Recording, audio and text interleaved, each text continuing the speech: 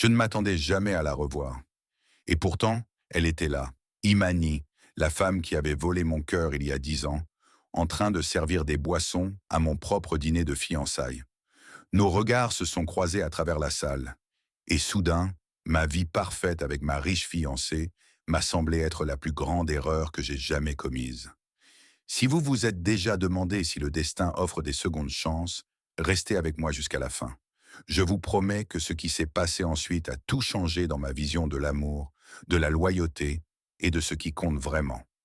Salut, je m'appelle Marcus Daniels et il y a 10 ans, j'étais juste un étudiant fauché avec de grands rêves et des poches vides. Aujourd'hui, on me connaît comme le fondateur de Next Tech Solutions, avec une fortune qui me semble toujours irréelle quand je la vois imprimée dans Forbes. Drôle de retournement de situation, non? Un jour, on compte ses centimes pour s'acheter des nouilles instantanées, et le lendemain, on hésite entre plusieurs îles privées à acheter. Mais croyez-moi, cette histoire ne parle pas d'argent. Elle parle de quelque chose de bien plus précieux, que j'ai failli perdre à jamais. J'ai grandi dans un quartier où réussir signifiait simplement survivre. Ma mère cumulait 3 emplois, et moi, je passais mes nuits à coder sous un lampadaire quand on nous coupait l'électricité. Cette faim, ce besoin désespéré de créer quelque chose de meilleur, m'a poussé à développer ma première application à 19 ans. Un échec cuisant, tout comme la deuxième et la troisième. Mais la quatrième, ce petit programme a tout changé. En 5 ans, j'avais bâti un empire technologique qui a révolutionné la sécurité des entreprises. Le gamin des quartiers défavorisés était devenu l'homme dont les entreprises du Fortune 500 ne pouvaient plus se passer. C'est ainsi que j'ai rencontré Robert Caldwell, l'un de mes plus grands investisseurs, et père de Sophia, la femme qui portait mon alliance à 3 millions de dollars samedi dernier. Belle, éduquée dans les meilleures écoles, connectée à toutes les personnes influentes, sur le papier, elle était parfaite. Notre engagement n'était pas seulement une union de cœur, c'était une fusion d'empires. Le dîner célébrant notre mariage à venir était l'événement social de l'année. 400 invités au Callaway Hotel, du champagne à flot, des photographes de tous les grands magazines. Tout était impeccable, calculé, exactement comme prévu. J'ai rencontré Imani pour la première fois lors de ma troisième année à l'université. J'étais l'étudiant boursier qui passait sa vie au labo informatique et elle était cette brillante artiste qui installait son chevalet sous ma fenêtre 3 jours par semaine. Je la regardais peindre tout en déboguant mon code, fasciné par la confiance avec laquelle elle bougeait ses mains. Un mardi pluvieux, elle s'est retrouvée sous une averse et je lui ai offert mon seul parapluie. Garde-le, lui ai-je dit. Je n'ai nulle part où aller. Elle a souri et m'a répondu. Alors viens prendre un café avec moi à la place. Ce café s'est transformé en dîner, puis en 2 années incroyables. Imani n'était pas juste belle, même si mon Dieu elle l'était, avec ses yeux bruns profonds qui semblaient percer toutes mes barrières soigneusement construites. Elle était intrépide d'une manière que je n'avais jamais connue. Pendant que je calculais chaque mouvement pour assurer mon avenir financier, elle m'apprenait à vivre dans l'instant. Sa famille avait quitté le Ghana quand elle avait 10 ans, sacrifiant tout pour son éducation. Elle comprenait ma soif de réussite, mais elle comprenait aussi quelque chose que j'ignorais encore, que le succès sans joie n'est qu'une autre forme de pauvreté. On passait des nuits entières à discuter de notre avenir, elle en train de dessiner pendant que je codais. Je lui avais promis une galerie à elle un jour. Elle m'avait promis de m'aider à rester humain quand l'argent commencerait à couler. On était jeunes, amoureux, persuadés d'avoir tout compris. Jusqu'à ce que la réalité nous rattrape. Mon grand tournant est arrivé en dernière année. Un investisseur voulait financer mon application de sécurité, mais je devais partir immédiatement pour la Silicon Valley. En même temps, la mère d'Imani est tombée malade. Elle devait retourner à Atlanta pour aider sa famille. On s'est promis que ce ne serait que temporaire. Quelques mois à peine. On ferait marcher la relation à distance. Mais les semaines sont devenues des mois. Et bientôt, nos appels quotidiens se sont transformés en messages hebdomadaires. Je me noyais dans des journées de travail de 18 heures, et elle jonglait entre ses responsabilités familiales et des quarts de nuit dans une galerie locale. La dernière fois que nous avons parlé, j'étais en pleine réunion avec des investisseurs qui pouvaient faire ou défaire mon entreprise. Elle a appelé pour me parler de l'état de santé de sa mère, cherchant un soutien que je n'étais pas en mesure de lui offrir à ce moment-là. Je ne peux pas parler maintenant, Imani. Des millions sont en jeu. Le silence à l'autre bout de la ligne a tout dit. Quand j'ai rappelé le lendemain, son numéro était déconnecté. Plus de réseaux sociaux, plus d'amis communs, elle avait disparu. Ou peut-être que c'était moi qui avais disparu en premier, trop consumé par mon ambition pour voir que je laissais s'échapper la chose la plus précieuse de ma vie.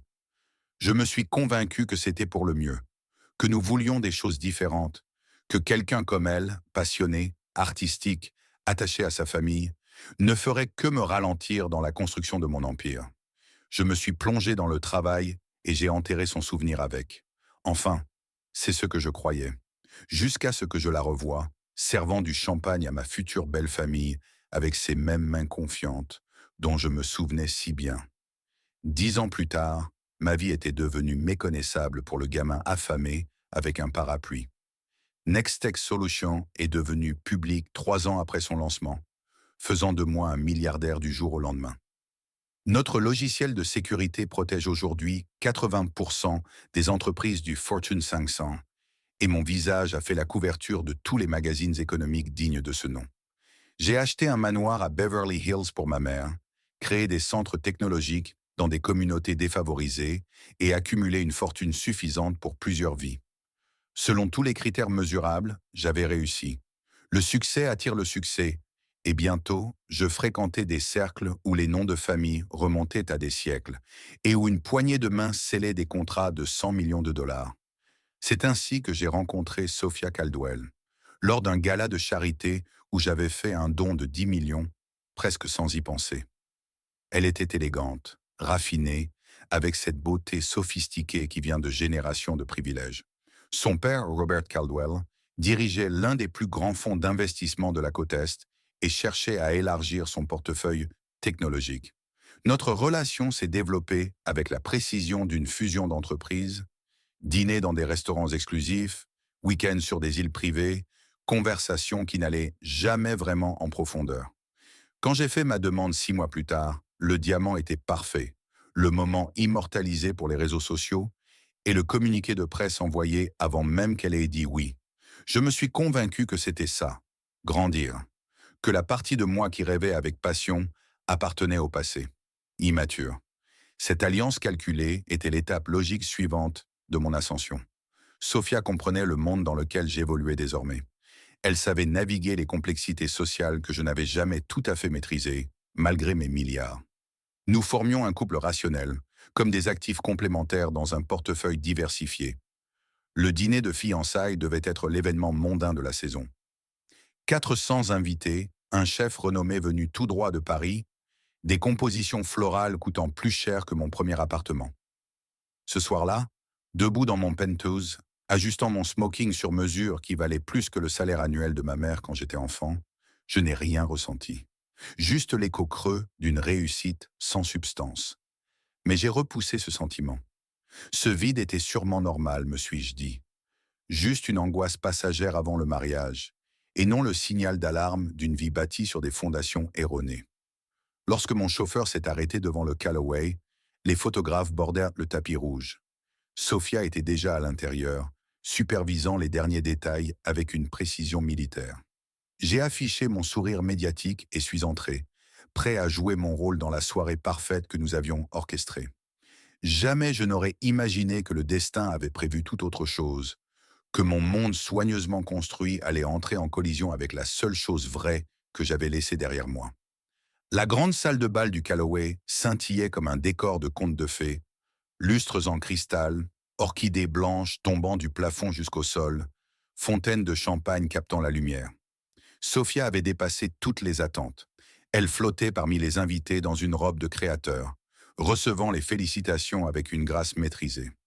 De mon côté, j'évoluais en pilote automatique, serrant des mains de magnates de la tech et de politiciens, riant à des blagues sans intérêt, discutant de tendances boursières et d'introductions en bourse à venir.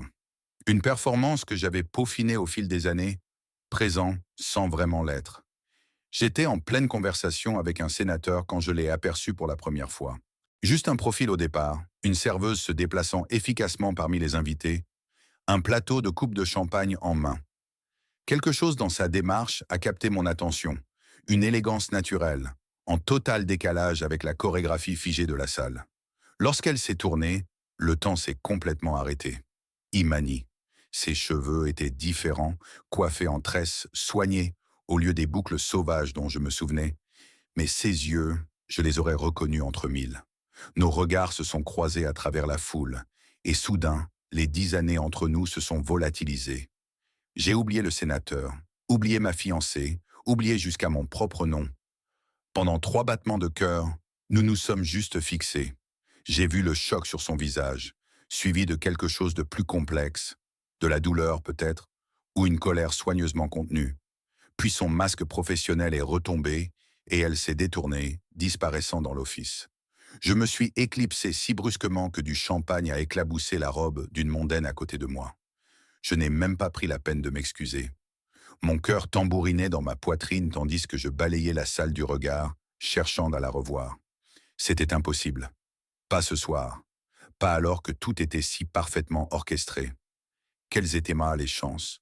Dans une ville de millions d'habitants, à l'événement même marquant mon avenir avec une autre femme, c'était comme une mauvaise blague cosmique à mon encontre.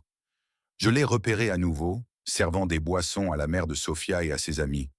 Je l'ai observée de loin, absorbant les détails que j'avais manqués dans ma stupeur initiale. Elle semblait différente, plus posée, plus contenue, mais sous cette apparence, elle était toujours indéniablement Imani. Les années l'avaient embellie d'une maturité qui la rendait encore plus remarquable, même dans son uniforme de serveuse. Marcus, chéri, tu as disparu. La voix de Sophia m'a surpris. Sa main a glissé sous mon bras, ses ongles parfaitement manucurés, pressant le tissu de ma veste. Les Harrington veulent ton avis sur la réglementation des crypto-monnaies. Son regard a suivi le mien, se posant sur Imani. Tout va bien? Oui, j'ai juste cru reconnaître quelqu'un, ai-je répondu, bien que ma propre voix m'ait semblé étrange. Eh bien, viens, nous allons bientôt passer à table. Elle m'a tiré vers notre table centrale. Alors que nous nous éloignions, j'ai jeté un dernier regard en arrière. Imani me fixait, son expression impénétrable. Quelque chose est passé entre nous. Une reconnaissance, un passé partagé, avant qu'elle ne se détourne volontairement et ne s'éloigne. Pendant tout le dîner, je n'ai pas réussi à suivre une seule conversation. Mon regard revenait sans cesse à elle, évoluant entre les tables avec grâce. Une fois, alors qu'elle s'est penchée pour servir du vin à l'invité à ma gauche, j'ai capté une note de son parfum, différent de celui qu'elle portait à l'université, mais toujours imprégné de ce subtil effluve de jasmin. Ma main a tremblé alors que je portais mon verre d'eau à mes lèvres. Cette femme, qui autrefois connaissait chaque recoin de mon âme, était désormais une étrangère servant des boissons à mon dîner de fiançailles. L'univers avait un sacré sens de l'humour. Je me suis éclipsé pendant le deuxième plat, murmurant quelque chose à Sophia sur un appel urgent. Son regard s'est légèrement rétréci. Elle me connaissait assez pour percevoir que quelque chose clochait. Mais elle a hoché la tête et repris sa discussion avec le capital risqueur à sa gauche. Je me suis dirigé vers l'office avec détermination, saluant à peine les invités qui tentèrent de me retenir. En pénétrant dans la cuisine, j'ai trouvé un chaos organisé de vestes blanches et de vaisselle tintant sur les plateaux d'argent. Je l'ai repéré près du poste des desserts, disposant des truffes au chocolat sur un plat en argent. Inspirant profondément, j'ai avancé, me sentant comme si je marchais sous l'eau. Imani, ai-je dit. Son nom dans ma bouche, après toutes ces années, m'a semblé à la fois étranger et cruellement familier. Elle n'a même pas levé les yeux. Monsieur, les toilettes sont dans le couloir principal. Sa voix était froide, professionnelle, celle d'une inconnue. Imani, s'il te plaît. Je me suis rapproché, baissant le ton. On peut parler? Juste une minute. Ses mains se sont figées sur les truffes. Je travaille, Marcus. Certains d'entre nous doivent encore le faire. Quand elle a enfin levé les yeux, il n'avait non plus rien de la chaleur dont je me souvenais. Félicitations pour tes fiançailles. Elle a l'air charmante. C'est insensé. Qu'est-ce que tu fais ici? Travailler comme serveuse? Tu allais avoir ta propre galerie. Les mots sortirent de travers, plus accusateurs qu'inquiets. Un éclair de colère traversa son regard. Tout le monde n'a pas droit à un conte de fées à la Silicon Valley. Les factures médicales de ma mère ont épuisé toutes nos économies. Après son décès, j'ai pris les emplois que je pouvais trouver. Elle jeta un coup d'œil autour d'elle pour s'assurer que personne ne nous écoutait. Écoute, je ne veux pas perdre ce boulot. Il est bien payé et j'économise pour une école d'art. Alors, retourne auprès de ta fiancée et de ta vie parfaite. Ce n'est pas, je commençais puis m'arrêtais. Que pouvais-je dire? Que ma vie n'était pas parfaite, que j'avais pensé à elle plus souvent que je ne voulais l'admettre. J'ai essayé de te retrouver après. Ton numéro était déconnecté. Vraiment? Et quand exactement as-tu essayé? Entre deux réunions de conseil d'administration? Ou peut-être en faisant du shopping pour acheter une île privée? Sa voix était tendue par une émotion contenue. Tu as fait ton choix il y a 10 ans. Nous l'avons tous les deux fait. Un responsable de la cuisine appela son nom, et elle recula d'un pas. Je dois y aller. Profite de ta soirée, monsieur Daniels. Elle prononça mon nom comme si j'étais n'importe quel autre invité fortuné, et cela me blessa bien plus qu'une gifle. Je retournai dans la salle de bal, l'esprit embrumé, reprenant ma place à côté de Sofia, qui était en pleine histoire sur notre récent voyage à Milan. Sous la table, mes mains tremblaient. Imani avait raison, j'avais fait mon choix. J'avais choisi l'ambition plutôt que l'amour, la sécurité plutôt que la passion. Et en regardant Sofia maintenant, je réalisais que je faisais encore le même choix.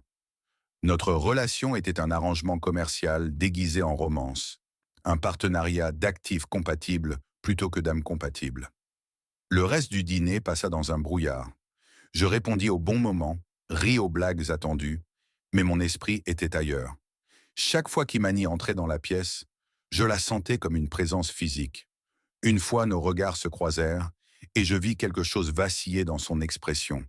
Pas seulement de la colère, mais une tristesse profonde qui reflétait le vide que je portais en moi depuis des années.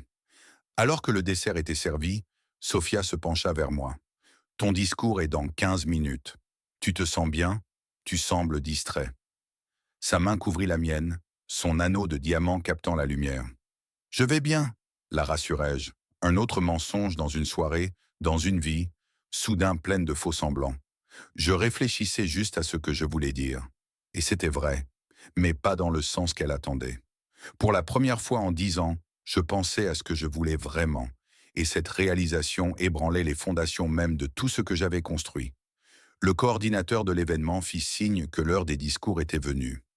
Robert Caldwell prit la parole en premier, levant sa flûte en cristal pour porter un toast à sa fille et à son futur gendre. Il parle d'héritage, d'alliance entre familles puissantes, de l'empire commercial que nous allions bâtir ensemble. Pas une seule fois, il ne mentionna l'amour. La mère de Sophia enchaîna avec des anecdotes sur les accomplissements de sa fille, son GPA parfait à Princeton, sa fondation caritative, son goût impeccable. Les invités rirent avec appréciation, hochant la tête aux moments appropriés. Puis vint mon tour. Je me levai lentement, ajustant ma veste alors que des centaines de regards se tournaient envers moi. La salle se tut, attendant les mots du milliardaire dévoué. Mon discours préparé était dans ma poche. Professionnel, soigné, parfait. Des mots sur les partenariats stratégiques et les visions partagées pour l'avenir. Je tendis la main vers ma poche puis m'arrêtai. De l'autre côté de la salle, Imani ramassait des flûtes de champagne vides.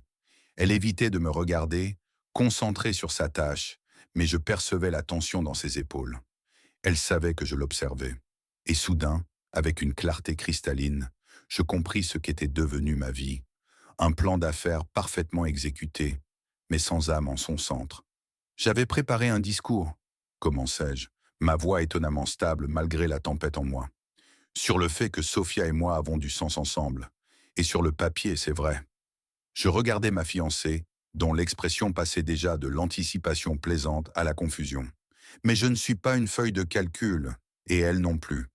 Un murmure perplexe parcourut l'assemblée. Ce n'était pas le script prévu. Je desserrai légèrement ma cravate, sentant que je pouvais respirer correctement pour la première fois depuis des années.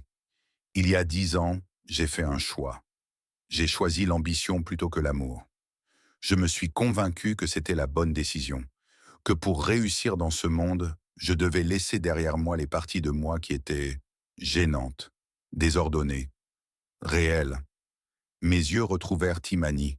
Elle s'était figée, me fixant, son expression indéchiffrable. J'ai passé une décennie à bâtir un empire, et je suis fier de ce que j'ai accompli. Mais quelque part en chemin, j'ai arrêté de me demander pourquoi je le faisais, ou pour qui. Sophia se leva à son tour, posant une main sur mon bras comme pour me retenir. « Marcus, chuchota-t-elle, qu'est-ce que tu fais ?» Je couvris sa main avec la mienne, ressentant un profond regret pour ce que j'étais sur le point de faire. Je suis désolé, Sophia. Tu mérites quelqu'un qui t'aime entièrement. Pas quelqu'un qui est encore hanté par une route qu'il n'a pas prise. La salle était plongée dans un silence total. J'entendais le tintement lointain des couverts dans la cuisine, le bruit diffus de la circulation dehors. Le temps semblait suspendu tandis que des souvenirs me submergeaient. Imani riant sous la pluie, la façon dont elle relevait la tête de ses croquis, les doigts tachés de peinture, la manière dont elle me connaissait avant que je ne devienne une marque, un portefeuille, une fortune. Pendant des années, je me suis convaincu que la réussite signifiait une seule chose: accumuler. Plus d'argent, plus de pouvoir, plus de statut. Je secouais la tête. Mais revoir quelqu'un de mon passé ce soir m'a rappelé qui j'étais avant tout cela. Quelqu'un qui croyait que la réussite, c'était vivre avec authenticité, aimer profondément, construire quelque chose de vrai. Mon regard croisa celui d'Imani à travers la salle. Ses yeux étaient grands ouverts, une main pressée contre sa bouche. Je ne pouvais pas dire si elle était horrifiée ou émue. Peut-être les deux. Je ne savais même pas si elle voudrait encore de moi après tout ce temps, après toutes les façons dont je l'avais laissé tomber. Mais je savais avec une certitude absolue que je ne pouvais plus continuer cette mascarade. Je ne peux pas t'épouser, Sophia. Pas quand mon cœur n'a jamais vraiment laissé partir quelqu'un d'autre. Les mots résonnèrent dans l'air comme du cristal se brisant au ralenti. Je suis désolé pour la douleur et l'embarras que cela va causer. Je ferai toutes les compensations financières nécessaires. Mais je ne m'excuserai pas d'enfin être honnête. Avec toi, avec moi-même, avec tout le monde dans cette salle. Les instants suivants furent un tourbillon de soupirs et de murmures, de la fureur glaciale de Sophia et des menaces de son père, des invités détournant maladroitement le regard. Mais à travers tout cela, je me sentais plus léger que je ne l'avais été depuis des années. Comme si je venais de me débarrasser d'un poids invisible dont je n'avais même pas conscience. Et dans ce moment de clarté absolue, alors que mon futur soigneusement construit s'effondrait autour de moi, je fis la seule chose qui avait du sens. Je marchai directement vers Imani. L'espace entre nous semblait s'étirer à l'infini, alors que je m'approchais d'elle. Les conversations s'éteignirent. Les téléphones surgirent pour capturer le drame qui se déroulait. Imani restait figée, tenant encore son plateau de verre vide, l'air de vouloir disparaître. Quand je fus devant elle, je pris doucement le plateau et le posai à côté. Ses mains tremblaient. « Tu es en train de faire une scène », murmura-t-elle, les yeux fuyants autour de la pièce. « C'est mon travail, Marcus. »« Je sais, » dis-je calmement, « et je suis désolé pour ça, mais je ne pouvais pas te laisser sortir de ma vie à nouveau sans te dire la vérité. » Je pris une grande inspiration. Je n'ai jamais cessé de penser à toi. Pas un seul jour. Derrière nous, j'entendais la voix tonitruante de Robert Caldwell, les exigences glaciales de Sophia pour que la sécurité m'expulse, le bourdonnement grandissant des murmures indiscrets. Mais rien de tout cela n'avait d'importance. « Tu ne peux pas juste détruire ta vie parce que tu es nostalgique, » dit Imani, mais j'entendais l'incertitude dans sa voix. « Tu ne me connais même plus. »« Tu as raison, » avouai-je. « Je ne sais pas quelle musique tu écoutes aujourd'hui, comment tu prends ton café, ou ce qui te fait rire. Mais je sais que te revoir ce soir m'a donné l'impression de me réveiller après un sommeil de 10 ans. Et je sais que je préférerais tout recommencer et tout réapprendre sur toi, plutôt que de passer un jour de plus à faire semblant avec quelqu'un d'autre. » Un agent de sécurité s'approcha, visiblement mal à l'aise. « Monsieur, mademoiselle Caldwell a demandé que vous quittiez les lieux. » J'acquiesçai, puis me tournai de nouveau vers Imani. « Je comprendrai si tu ne veux rien avoir à faire avec moi. Je ne te forcerai à rien, mais s'il y a la moindre chance. » Je sortis une carte de visite et écrivis mon numéro personnel au dos. C'est moi. Pas le PDG, pas le milliardaire. Juste Marcus. Le gars qui t'a donné son seul parapluie et qui ne s'est jamais vraiment remis de ce qui est arrivé après. Je posai la carte sur son plateau et quittai la salle de réception avec toute la dignité que je pouvais rassembler. Personne ne m'arrêta. Dehors, l'air nocturne me frappa comme une douche froide.